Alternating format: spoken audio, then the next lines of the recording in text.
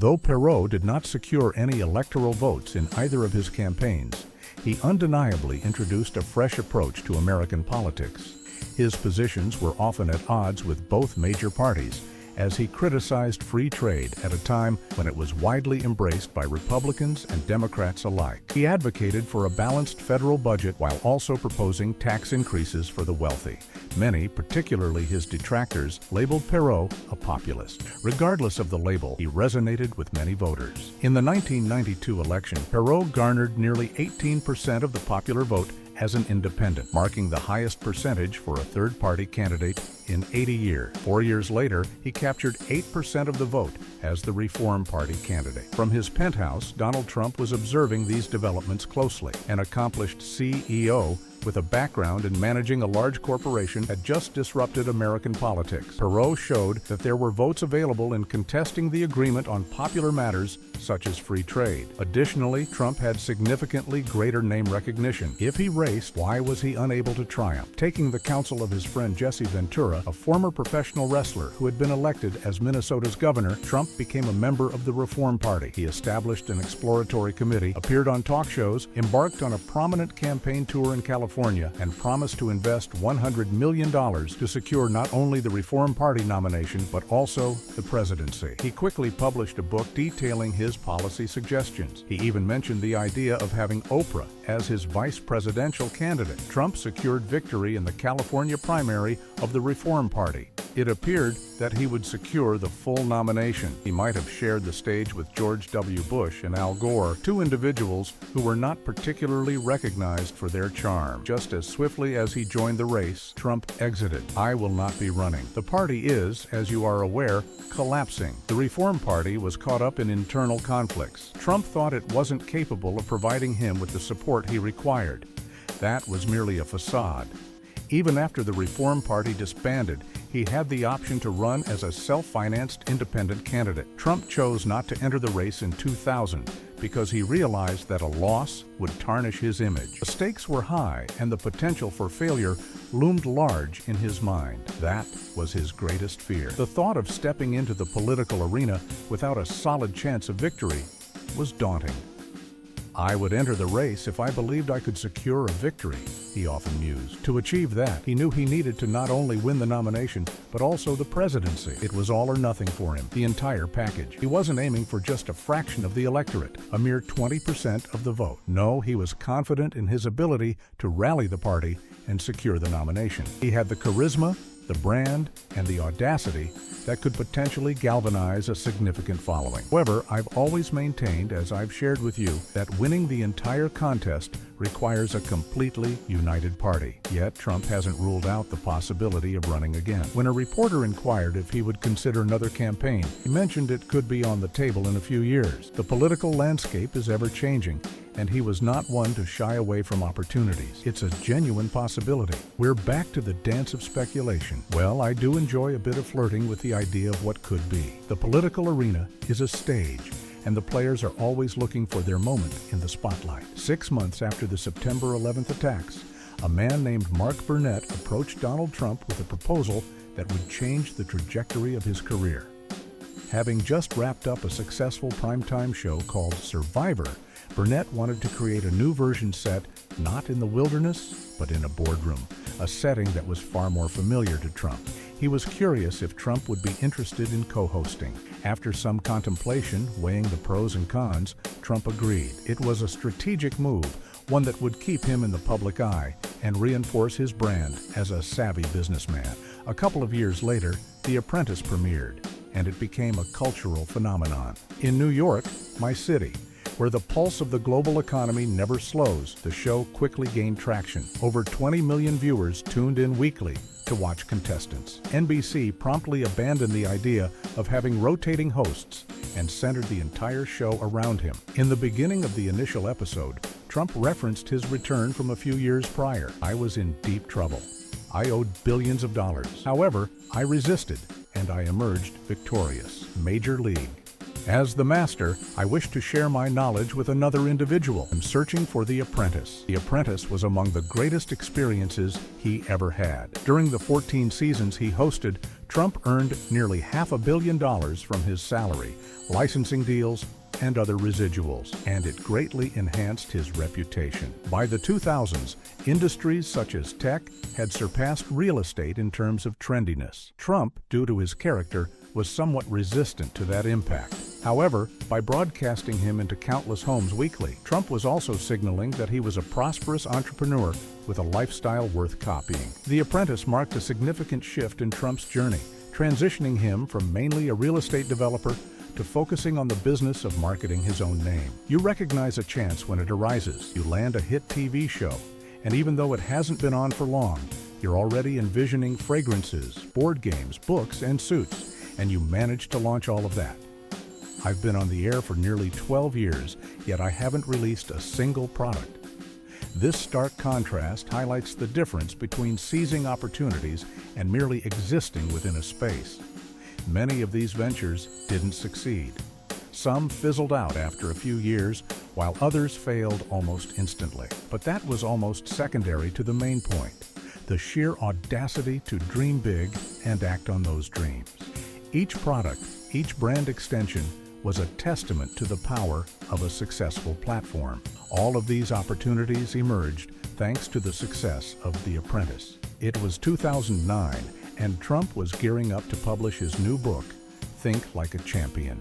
The United States was grappling with significant turmoil on two fronts. Downfall of Lehman Brothers set off a widespread financial crisis and recession, leaving millions struggling and searching for answers. Just months later, the nation elected its first non-white president, a historic moment that brought both hope and division. The intersection of these monumental events was reshaping the political landscape of the country, creating a fertile ground for new ideas and movements. For Donald Trump, who had returned to the Republican fold, this shift seemed ominous. In 2010, he met Steve Bannon, the director of a documentary focused on the financial crisis. Bannon represented a snapshot of the changing face of conservative politics. He had started as an investment banker at Goldman Sachs before transitioning into media, ultimately becoming the executive chairman of Breitbart News, a provocative right-wing news outlet that thrived on controversy and sensationalism. In Trump's opulent penthouse atop his namesake tower,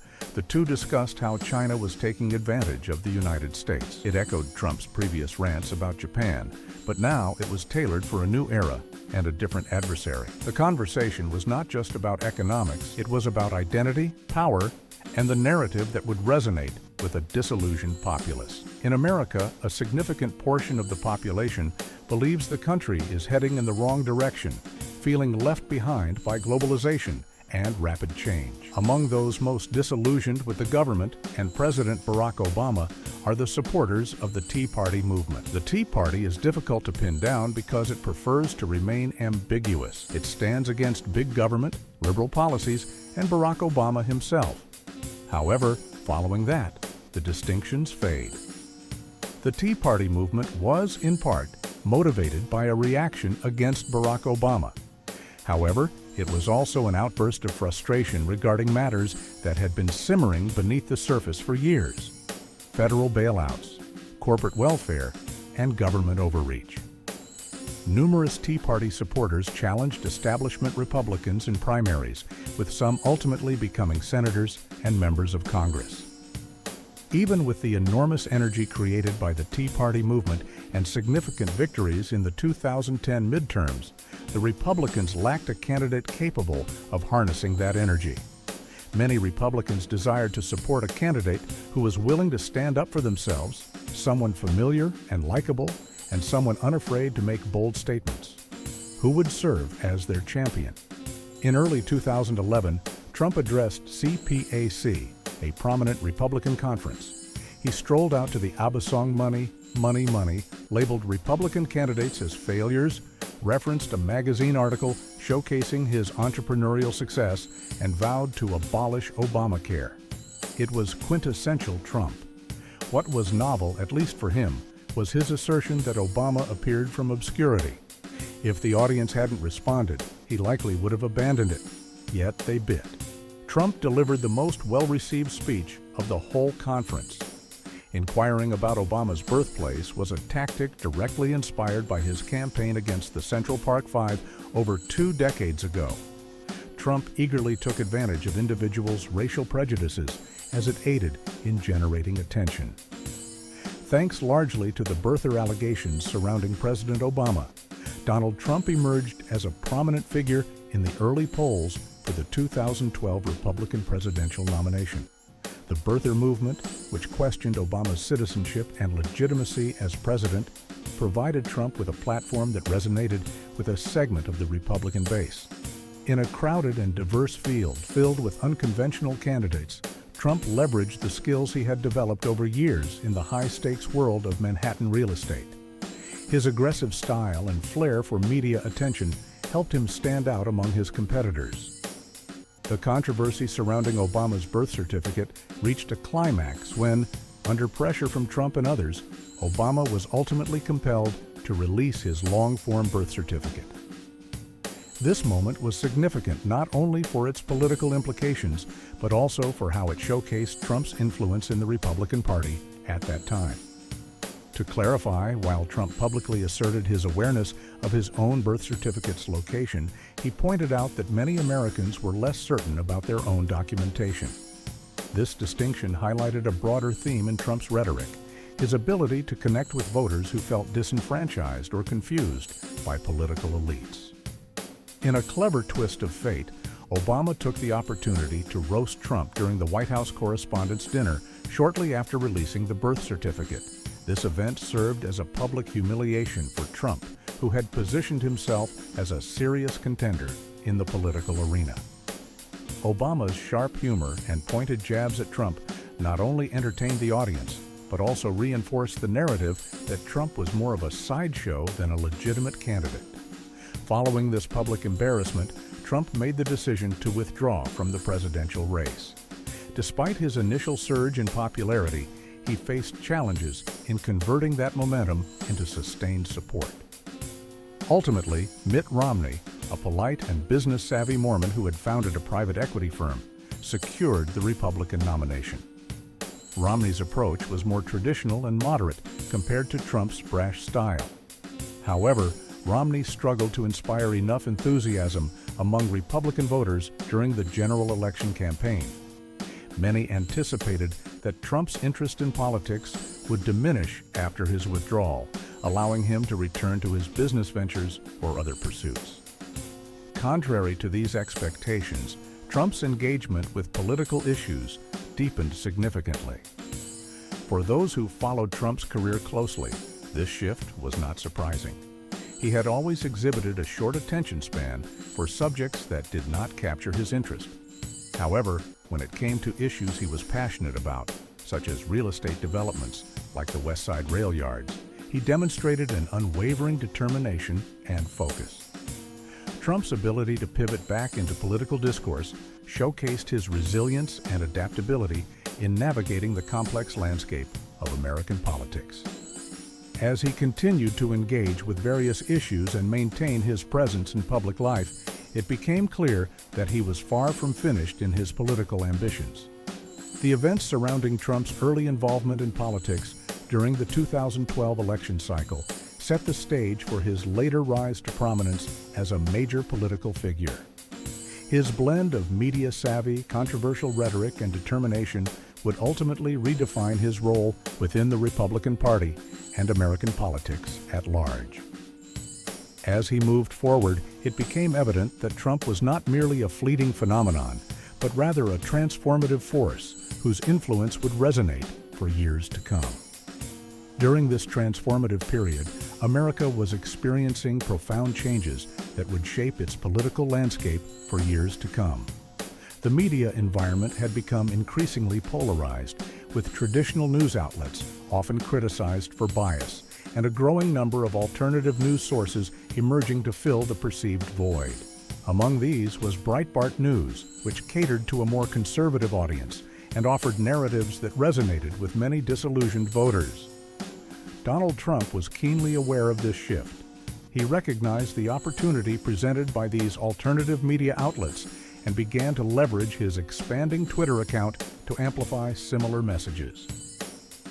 As he engaged with followers online, he tapped into a growing sentiment among large segments of the population who felt neglected by mainstream media and political discourse. This phenomenon, often described as red pilling, referred to the awakening of many Americans to conservative ideologies and viewpoints. This shift was not limited to everyday citizens. It also reflected a broader transformation within the Republican Party itself.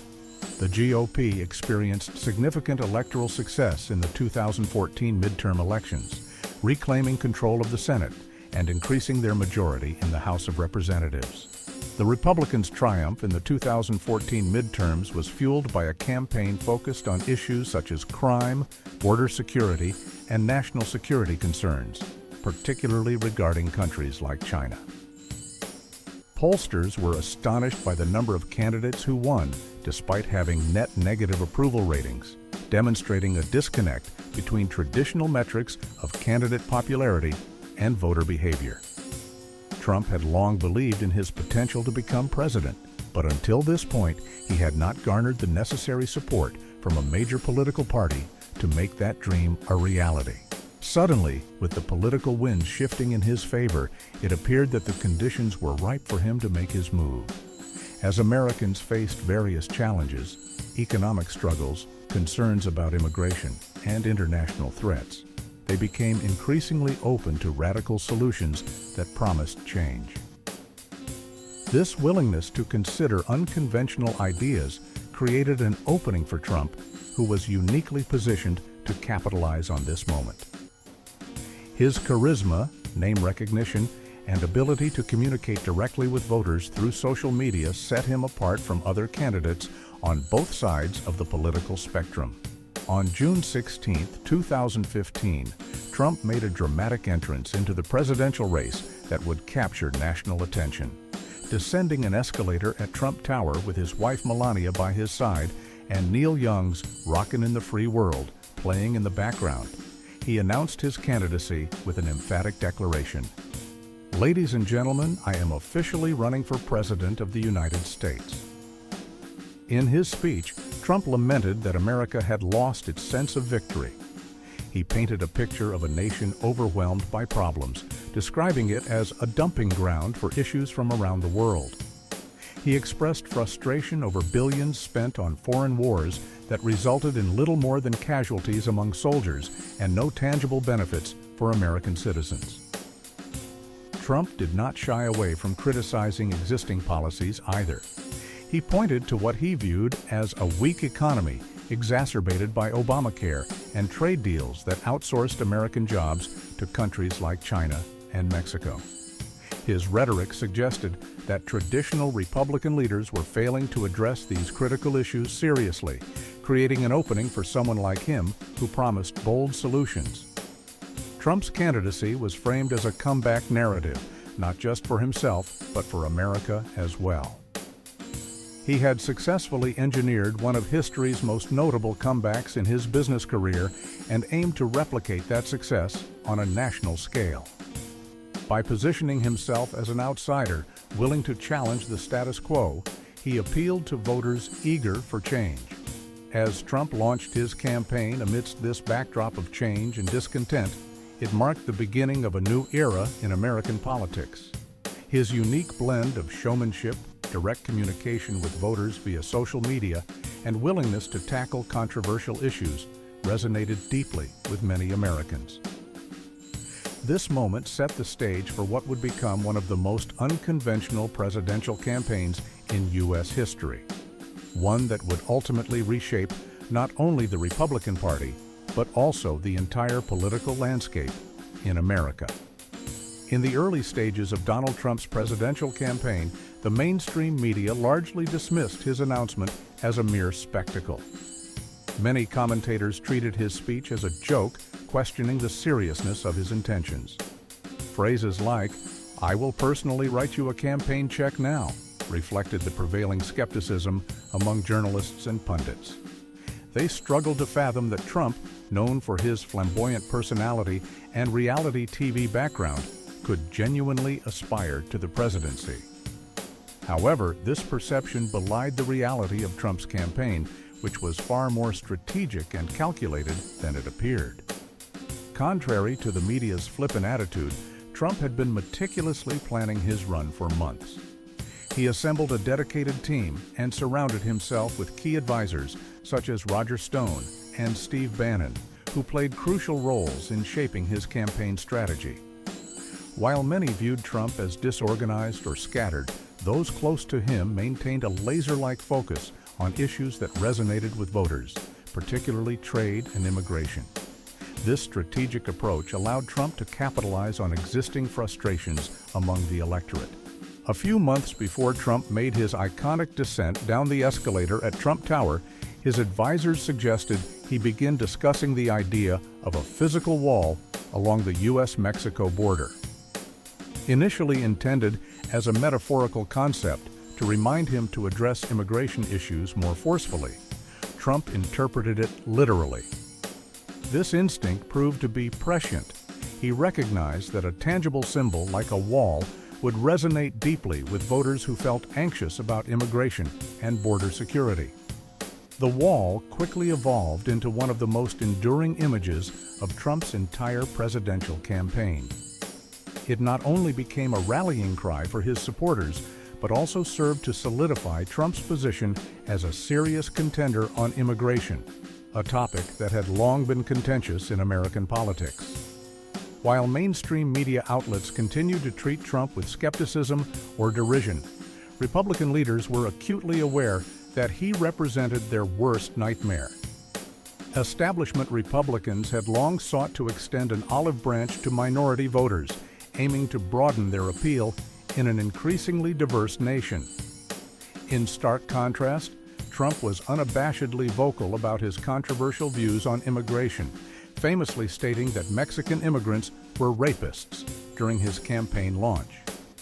This inflammatory rhetoric alarmed party leaders who feared it would alienate potential voters. Despite their efforts to rein in Trump's influence and redirect the party's message toward inclusivity, they soon discovered that they were powerless to stop him. His ability to connect with disenchanted voters who felt overlooked by traditional political elites only strengthened his position within the party. As the 2016 Republican primaries unfolded, they transformed into what many came to refer to as the Trump Show. Trump's unique approach turned politics into must-watch television. He brought an unprecedented level of entertainment value to political discourse, captivating audiences with his bold statements, unfiltered opinions, and larger-than-life persona. His rallies became events filled with energy and excitement, drawing crowds eager to hear his latest remarks. Voters were not just interested in policy, they were drawn to the spectacle of Trump's candidacy. His ability to dominate headlines and engage directly with supporters through social media platforms further amplified his reach and influence.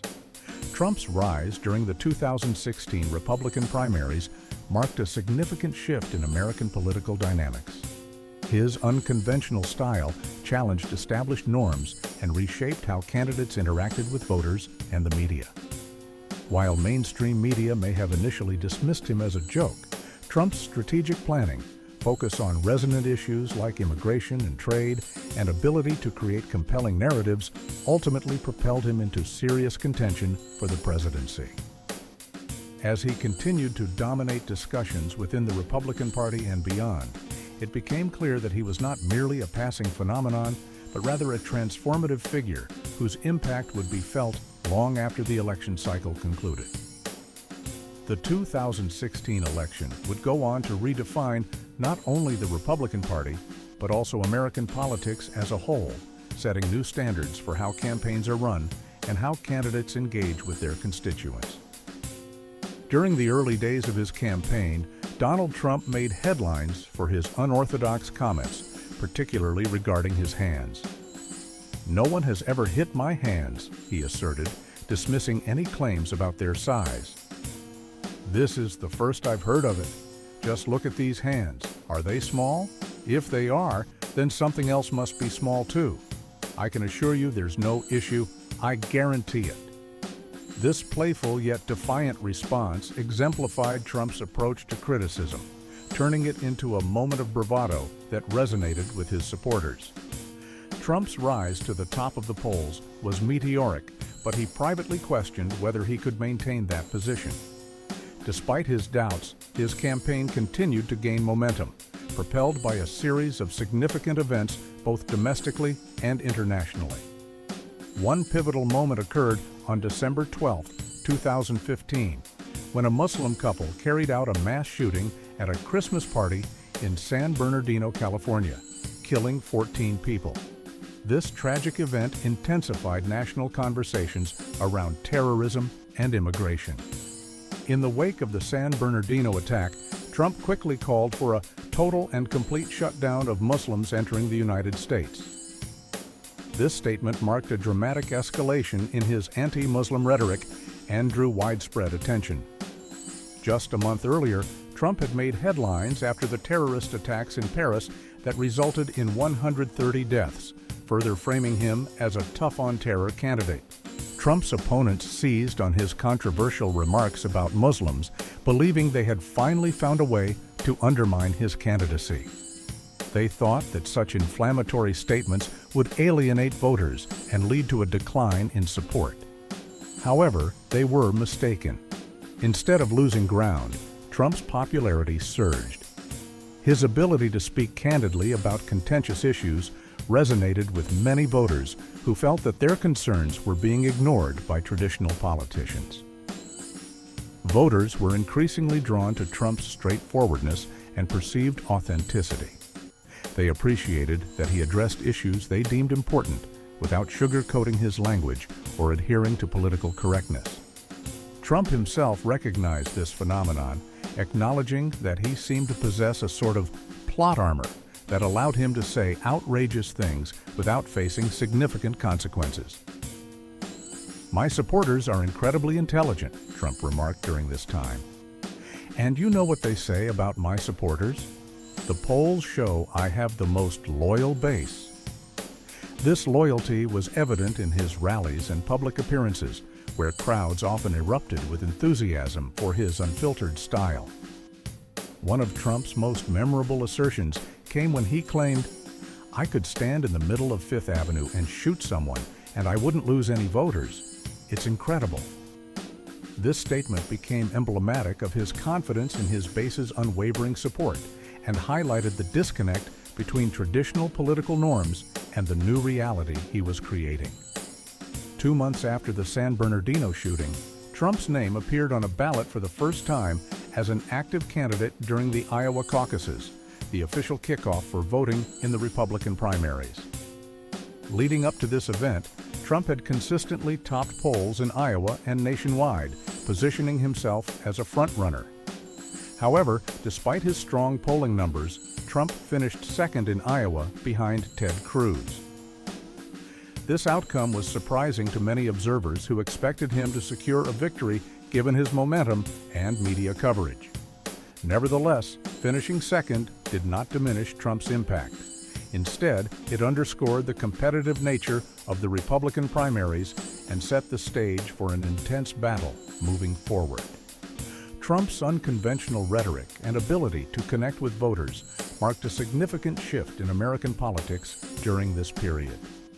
His willingness to tackle controversial topics head-on and disregard traditional political norms resonated with many Americans who felt disillusioned by established politicians. As he continued to navigate the complexities of the primary season, it became increasingly clear that Trump was not just another candidate. He was redefining what it meant to engage with voters in contemporary politics. His rise was characterized by a blend of charisma, boldness, and an uncanny ability to tap into the frustrations of everyday Americans, a combination that would ultimately reshape not only the Republican Party, but also the entire political landscape in the United States as he moved closer to securing the nomination for president. As the Republican primaries progressed, many observers, including a large segment of the mainstream media, breathed a sigh of relief, believing that the chaotic phase of Donald Trump's candidacy was nearing its end. They anticipated that more traditional candidates would soon take control of the party and restore a sense of normalcy. However, unbeknownst to them, Trump was just beginning to ramp up his campaign efforts. Trump's victories in New Hampshire, Nevada, and South Carolina were pivotal moments that showcased his appeal across diverse voter demographics. South Carolina, in particular, was significant due to its substantial African American population, which had historically leaned Democratic but was also a crucial demographic within the Republican Party. Trump's ability to secure wins in these states demonstrated his growing support and resilience against his opponents. As Trump continued to dominate the primaries, his rivals were forced to confront an uncomfortable truth. If they wanted any chance of halting his momentum and preventing him from clinching the nomination, they needed to collaborate. This realization marked a turning point in the Republican primary race. The field soon narrowed to three main contenders: Trump, Ted Cruz, and Ohio Governor John Kasich. Each candidate represented different factions within the Republican Party, with Cruz appealing to the evangelical base and Kasich positioning himself as a moderate alternative. However, as Trump's lead grew, those desperate to see him fail speculated that he might stumble under the increasing pressure as the primaries neared their conclusion. Amid this heightened scrutiny, questions about Trump's tax returns began to surface. Traditionally, serious presidential candidates released their tax returns as part of the public vetting process to demonstrate transparency and accountability. However, Trump took a different approach. When pressed about his tax returns, he stated, "I'm not releasing the tax returns because, as you know, they're under audit. The only ones who care about my tax returns are the reporters." This response highlighted Trump's willingness to operate outside conventional political norms. He understood that his tax returns might reveal compromising details, such as significant debts and business dealings in countries like Russia, that could potentially undermine his campaign. Instead of complying with expectations, he crafted an excuse centered around the IRS audit, effectively sidestepping the issue and maintaining his narrative. Trump's ability to navigate these challenges showcased not only his political acumen, but also his knack for capturing media attention. While critics expected him to falter under scrutiny or pressure from both opponents and journalists, he consistently managed to turn potential pitfalls into opportunities for further engagement with his base. As the Republican National Convention approached, the event where delegates would formally select their nominee, Trump held a commanding lead in delegate counts. He had won an impressive 41 out of 56 primary contests, solidifying his status as the frontrunner and making it increasingly likely that he would be the party's nominee. In a final attempt to sway delegates away from Trump, Ted Cruz made a concerted effort to rally support among those who remained undecided or who had previously backed other candidates. Cruz's strategy involved appealing to party unity and warning against what he characterized as a potential disaster for the Republican Party under Trump's leadership. However, like every previous effort by establishment Republicans to halt Trump's ascent, Cruz's attempts ultimately fell flat. The grassroots support for Trump was too strong. Many delegates were committed to him based on their constituents' preferences and enthusiasm for his candidacy. On the final night of the convention, amid cheers from supporters and delegates alike, Trump confidently accepted the nomination with a declaration that resonated with many. "I humbly and gratefully accept your nomination for president." This moment marked a significant milestone not only in Trump's political career, but also in American politics as a whole. His acceptance speech set the tone for what would be an unconventional campaign characterized by bold promises and a willingness to challenge established norms. As he prepared for the general election against Hillary Clinton, it became clear that Trump's candidacy was reshaping not just the Republican Party, but also how political campaigns were conducted in America. Trump's journey through the primaries illustrated a profound shift in political dynamics within the Republican Party and American politics at large. His ability to connect with voters through direct communication, often via social media, and his rejection of traditional political decorum allowed him to build an unprecedented coalition of supporters. As he moved forward from securing the nomination at the convention, Trump's campaign would continue to challenge established political norms and engage voters in ways that had not been seen before. His rise signaled not just a new chapter for himself, but also a transformative moment for American politics that would have lasting implications beyond the 2016 election cycle. The political landscape in the United States was undergoing a seismic shift, and what had once seemed impossible was now unfolding with surprising inevitability. Donald Trump had orchestrated a hostile takeover of the Republican Party, making it appear almost effortless. He achieved this by tapping into a deep well of genuine grievances regarding American society and the economy, coupled with a charismatic ability to articulate sentiments that many others were hesitant to voice. Now, nearly 3 decades after he first toyed with the idea of running for office, Trump stood as the nominee of a major political party preparing to face off against Hillary Clinton, a highly experienced and well-known opponent. The contrast between the two candidates could not have been starker. Trump was the brash real estate mogul from Jamaica Estates who had bulldozed his way into the national consciousness through sheer force of personality and determination. In contrast, Clinton was a seasoned political figure, former First Lady and Secretary of State, who had been preparing for her presidential run since her college days. Serious political analysts expected Clinton to secure an easy victory in the upcoming November election. The establishment was firmly behind her candidacy, believing she represented stability and experience in contrast to Trump's unpredictable nature. However, Clinton's campaign soon found itself embroiled in controversy as it grappled with allegations surrounding thousands of private emails sent to and from her campaign chair, John Podesta, which had been hacked and released by WikiLeaks. The timing of these revelations posed a significant challenge for Clinton as they threatened to overshadow her campaign daily until Election Day. The leaked emails revealed discussions among leading Democrats on how to undermine Bernie Sanders during the primaries, reinforcing perceptions that the Democratic National Committee, DNC, had favored Clinton over Sanders.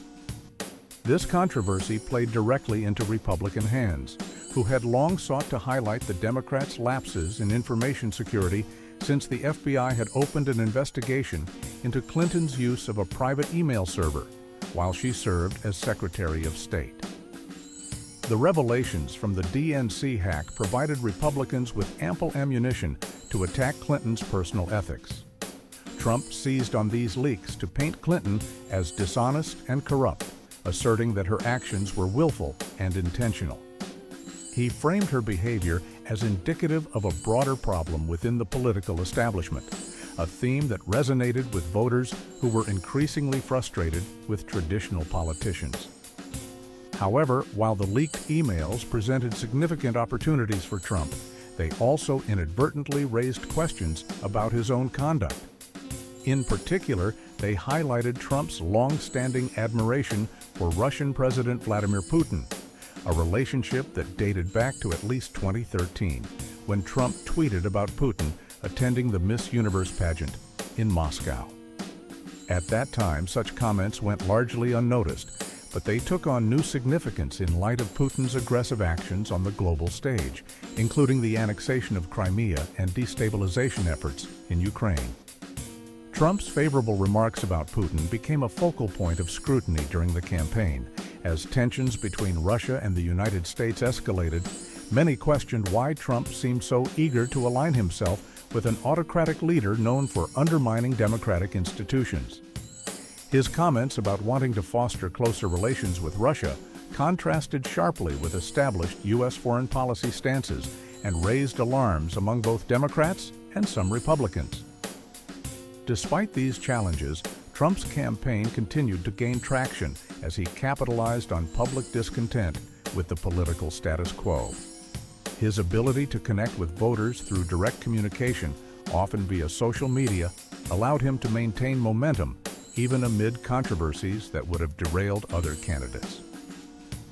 As the Republican National Convention approached, Trump held a commanding lead in delegate counts after winning numerous primary contests.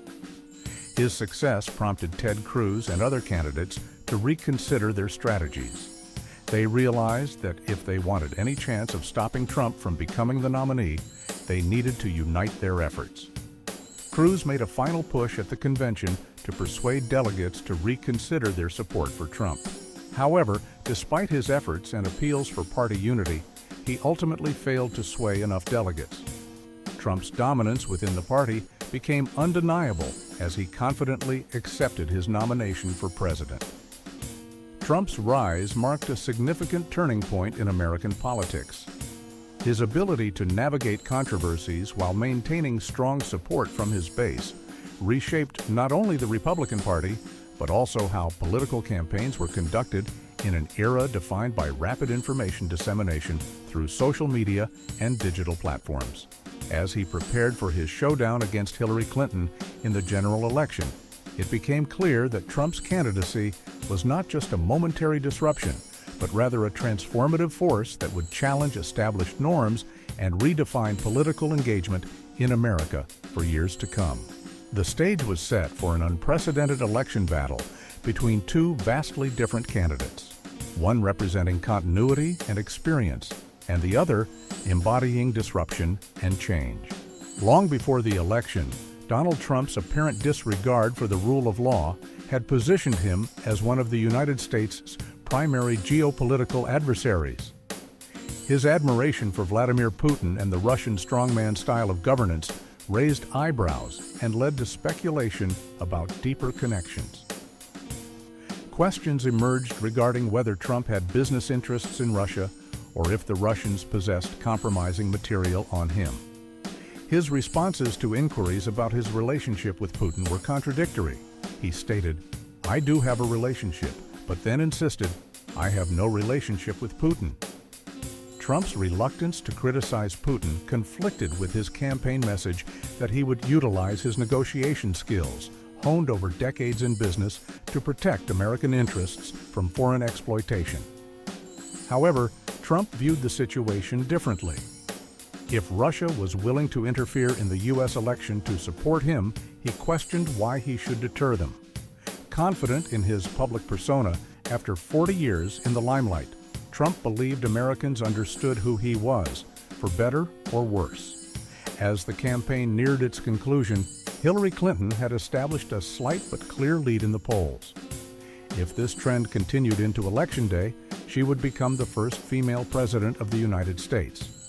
Yet, just a month before the election, two significant surprises awaited both candidates. The first shock came when the Washington Post published a video featuring Trump engaged in a lewd conversation with Billy Bush, host of Access Hollywood. In this recording, Trump made degrading remarks about women, saying things like, "I gotta use some Tic Tacs just in case you start kissing her. Hey, when you're a star, they'll let you do it. You can do anything." He infamously added, "Grab them by the I can do anything." This tape provided substantial ammunition for Trump's critics, portraying him as crude and misogynistic, qualities many argued made him unfit for office. Recognizing the gravity of the situation, Trump issued an apology. "I've never said I'm a perfect person, nor pretended to be someone that I'm not. I've said and done things I regret, and the words released today on this more than a decade-old video are one of them." This marked a rare moment of contrition in his campaign. In response to the fallout from the tape's release, Trump's campaign went into lockdown mode. The implications of the video were significant. It not only threatened his support among undecided voters, but also risked alienating segments of his own party. Research indicated that while Democrats were already unlikely to support Trump, even some Republicans began to reconsider their support after hearing his comments. Political scientists noted that Trump's remarks fell into an explicitly sexist category characterized by predatory and misogynistic attitudes toward women, something that had rarely been exposed so overtly by a presidential candidate before. The release of this tape could have potentially shifted public opinion against him at a critical juncture in the campaign. As these events unfolded, they set the stage for an unpredictable election cycle. Trump's ability to navigate controversies while maintaining a loyal base became increasingly apparent. The Access Hollywood tape was not merely a scandal, it represented a pivotal moment that could alter voter perceptions and impact Clinton's polling lead. With Clinton's campaign facing challenges from both internal controversies and external attacks fueled by Trump's rhetoric and behavior, the race for the presidency was shaping up to be one of the most contentious in American history. As Election Day approached, both candidates were preparing for what would be an unprecedented showdown, one that would redefine political norms and voter engagement in America for years to come. Some individuals urged Donald Trump to withdraw from the race, but he had no intention of doing so. Instead, he seized the opportunity to strategize his counterattack. Trump acknowledged, "I've said some foolish things, but there's a big difference between the words and actions of other people." He pointed to Bill Clinton's history, asserting that Clinton had actually abused women, while Hillary Clinton had bullied and intimidated his victims. In a calculated move, Trump decided to bring women who had accused Bill Clinton of sexual assault to the second presidential debate. This tactic was reminiscent of his aggressive style in New York real estate. Rather than retreating or apologizing, he chose to go on the offensive. By doing so, he aimed to highlight that while he may have made mistakes, his opponents were not without their own flaws. One of the women present at the debate echoed this sentiment. "Mr. Trump may have said some bad words, but Bill Clinton raped me." This strategy proved effective. Rather than focusing solely on the fallout from the Access Hollywood tape, the conversation shifted toward Trump's audacity and Bill Clinton's past. The Access Hollywood incident reinforced Trump's belief that standing up against what he perceived as a politically correct establishment would earn him loyalty from his supporters. If mainstream media, Democrats, and even some Republicans wanted him to step down, he wore that as a badge of honor. As the campaign progressed, another unexpected twist emerged. FBI Director James Comey announced that the investigation into Hillary Clinton's email usage was being reopened. In a letter to Congress, Comey indicated that in connection with an unrelated case, the FBI had discovered emails that were pertinent to their investigation. This shocking announcement came just days before the election and added another layer of complexity to an already tumultuous campaign. Despite this development, many believed it was too little too late for Trump. On election night, he did not anticipate winning. Instead, he relished how close he had come in a campaign that had largely catered to his preferences and persona. He settled in for the evening at his penthouse in Trump Tower. Meanwhile, Clinton prepared for her victory celebration at the Javits Center in New York City, a venue notable for its glass ceiling, symbolizing her aspirations to break through gender barriers as the first female president.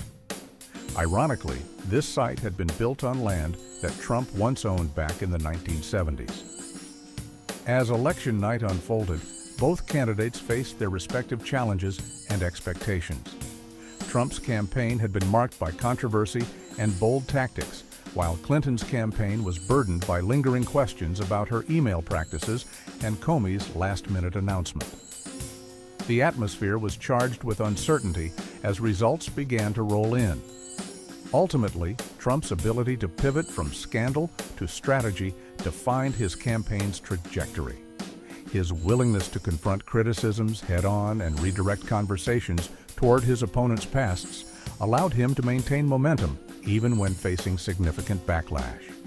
As results came in throughout the night, it became increasingly clear that Trump's unconventional approach had resonated with voters in ways that traditional political strategies had failed to do. The 2016 election cycle was marked by unprecedented events and tactics that reshaped American politics. Trump's decision to confront controversies directly and leverage them against his opponents showcased a new paradigm in political campaigning, one where traditional norms were challenged and where audacity often trumped caution. As election results began to favor Trump unexpectedly, it became evident that this election would not only redefine party dynamics, but also alter how future candidates approached campaigning and voter engagement. The interplay between Trump's brashness and Clinton's seasoned political strategy set the stage for a historic election night filled with surprises and lasting implications for American democracy. Yet Trump proved his critics wrong at every turn. He defeated seasoned Republican politicians during the primaries, survived numerous controversies that would have ended most campaigns, and ultimately prevailed against one of the most experienced candidates in modern history. His campaign tapped into widespread frustration among voters who felt alienated by globalization, immigration policies, and cultural changes. Trump's message of "Make America Great Again" resonated deeply with millions who saw him as an outsider willing to challenge entrenched political interests. 2.5 months later, on January 20th, 2017, Donald J. Trump was inaugurated as the 45th President of the United States on a cold winter day in Washington, D.C. Standing before a divided nation and an uncertain world, he took the oath of office and delivered an inaugural address that emphasized themes of nationalism, economic revitalization, and putting America first. His journey from outsider candidate to leader of the free world marked one of the most remarkable political transformations in American history, a testament to his unyielding belief in himself and his ability to connect with millions seeking change. Trump's victory not only reshaped American politics, but also sent shockwaves across global institutions and alliances. It signaled a new era defined by populism, nationalism, and disruption, a legacy that continues to influence political discourse both within and beyond America's borders. Donald Trump's decision to run for president in 2016 was influenced by a complex interplay of personal ambition, a desire for validation, and a profound need to prove his critics wrong. Although Trump had flirted with the idea of seeking office since the 1980s, his eventual candidacy was shaped by both personal motivations and external provocations that galvanized him into action. A pivotal moment often cited as a catalyst for Trump's presidential bid occurred during the 2011 White House Correspondents' Dinner. At this event, President Barack Obama and comedian Seth Meyers publicly mocked Trump, targeting his promotion of the birther conspiracy and his reality TV persona. For someone like Trump, who has been characterized as someone who loathes humiliation and thrives on revenge, this public ridicule left a lasting impact. Political advisor Roger Stone and others close to Trump have suggested that this night marked a significant turning point in his life.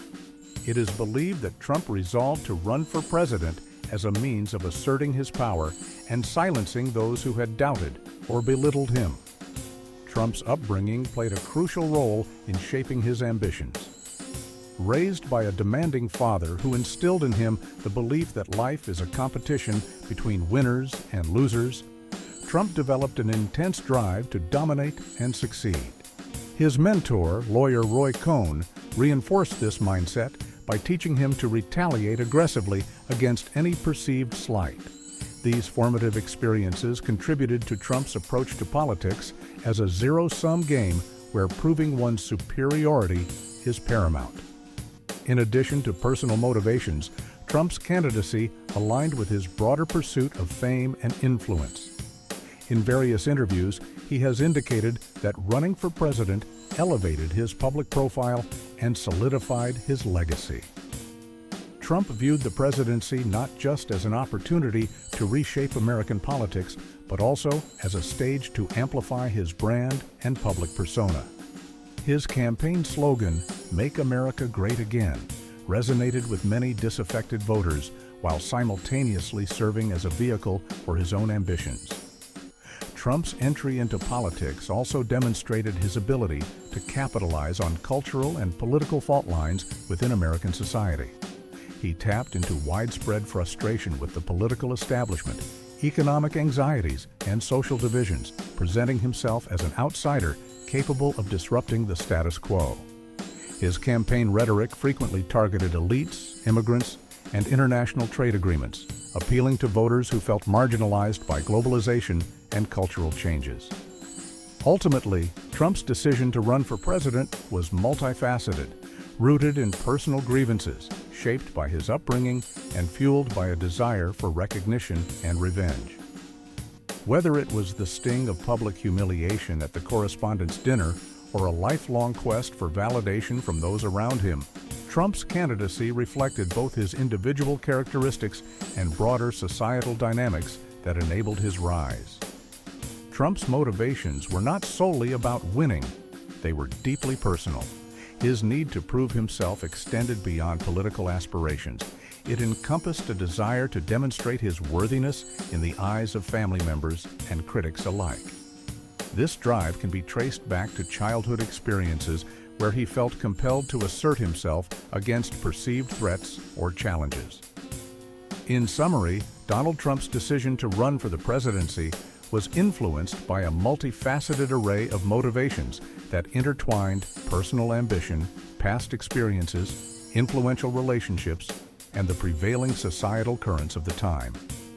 At the core of his aspirations was a desire for personal validation and recognition, which had been a driving force throughout his career. Trump's previous experiences of embarrassment, particularly in the realm of business and public perception, fueled a determination to reclaim his narrative and assert his dominance in a new arena. Moreover, the impact of mentors and key figures in Trump's life cannot be overlooked. These individuals, whether they were business associates, family members, or political advisors, played a significant role in shaping his worldview and approach to leadership. Their guidance and support provided him with the confidence to navigate the complexities of a presidential campaign, as well as the strategic insights necessary to connect with a diverse electorate. In addition to these personal factors, Trump's ability to resonate with voters who felt marginalized and overlooked by the political establishment set him apart from his competitors. He tapped into a deep-seated frustration among many Americans who believed their voices were not being heard, effectively positioning himself as a champion of the disenfranchised. This connection was not merely a matter of rhetoric, it was a genuine appeal to the emotions and experiences of millions who felt alienated from traditional political discourse.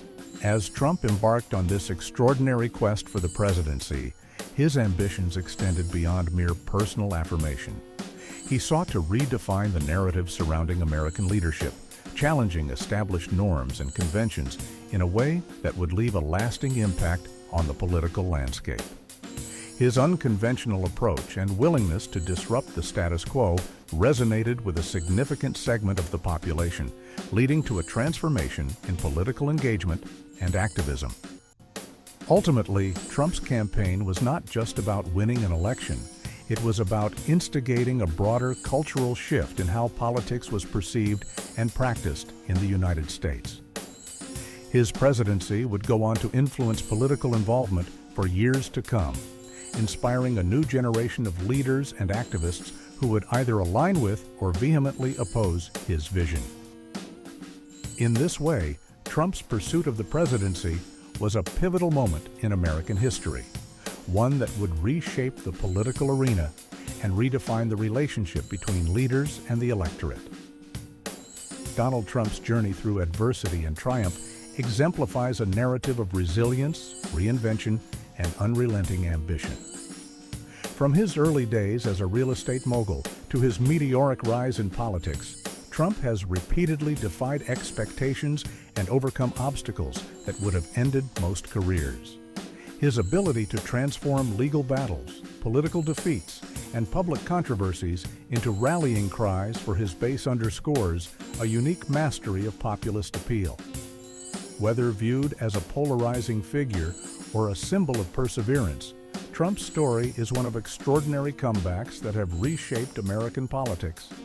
His return to the White House following a tumultuous first term and unprecedented legal challenges cements his legacy as one of the most consequential and controversial leaders in U.S. history. Love him or loathe him, Donald Trump's indomitable spirit continues to leave an indelible mark on the national and global stage, proving that in politics, as in life, comebacks are often the most compelling chapters of all.